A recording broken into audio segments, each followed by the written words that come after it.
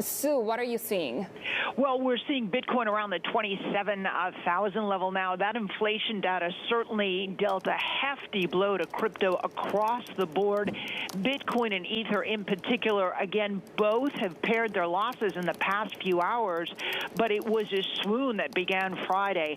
Ether was down as much as 6.4% to the 1,400 level, a level not seen since March 2021. Bitcoin dropped as low as the 26,800 level, and that's the lowest for Bitcoin since May 12th. Now, virtually all of the top tokens tracked by Bloomberg took a pretty big hit in the past 8 hours, with the likes of Dogecoin down 9.4% and Avalanche down as much as 13%, all going along on the wild ride. It was around midday Sunday, New York time, we saw the comeback begin. One veteran, a crypto analyst, puts it this way. He says, if one looks at previous bear markets, Bitcoin has declined around 80+% normally, with all coins typically dropping further around a 90+% retreat before building those highs again. And if that remains the case, we could see much lower Bitcoin prices over the next month or two. In fact, some analysts have said if Bitcoin got below the high 20,000 level,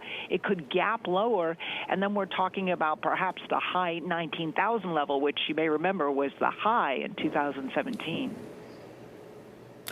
Sue, we're also seeing a lot of scrutiny about a fascinating pattern where crypto sees most of its gains when the rest of the market is closed. What's the story there?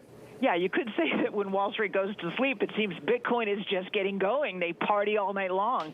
There's a hypothetical strategy that is indeed fascinating. The Bespoke Investment Group put it together. And they ran a model where they buy the coin at the stock market close, 4 p.m. in New York, and then sell it at the next day's open, 9:30 a.m. And they found this strategy yields gains of roughly 260% going back to the start of 2020. Taking the opposite tact, buying at the U.S. Open and selling at the close, spit out an advance of only 3.6%.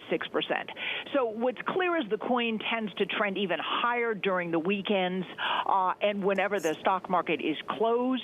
No one seems to know for sure why this is happening, although it's clear to see that this is going on this weekend. Of course, an exception where we've got a lot of red on the screen.